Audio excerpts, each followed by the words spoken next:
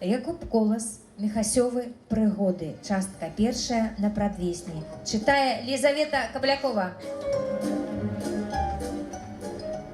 Надокучила детям зима, и в разгоне зимой няма. Паркотну Михасю, Олесю и Ясю, Володю, Андрея и всем, кто дурем. И Гоша разгон. Ну, Юрку, Симону, Маринцу, Татьянцу, Оленцу, Марьянцу и Инцу, и Юльцу, Натальцу, Ганульцу.